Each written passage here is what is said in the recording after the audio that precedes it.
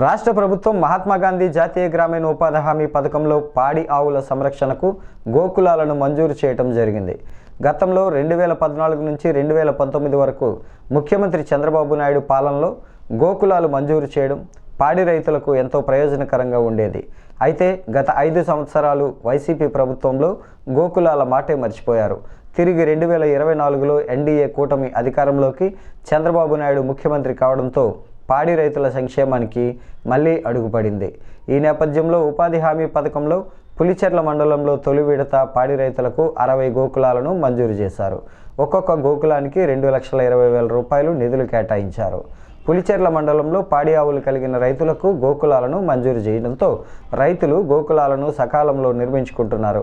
దాదాపు 20 గోకులాల నిర్మాణాలు పూర్తి కావడంతో ప్రభుత్వం ఈ నెల 10న 11వ తేదీల్లో వాటిని ప్రారంభించాలని నిర్ణయించింది.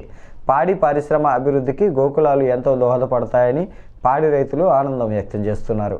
పులిచెర్ల మండలంలో ఎంపీడీఓ రాజశేఖర్ బాబు, ఉపాధి ఏడీపీ శ్రీనివాసులు, ఏపీఎం షౌకత్ అలీ, టీఏలు జ్యోతిరెడ్డి, మహేంద్ర, కీర్తి, సుభాష్ని గోకులాల నిర్మాణాలను పర్యవేక్షిస్తూ రైతులకు తగు సూచనలు చేస్తూ సకాలంలో పూర్తి చేయడానికి కృషి చేస్తున్నారు.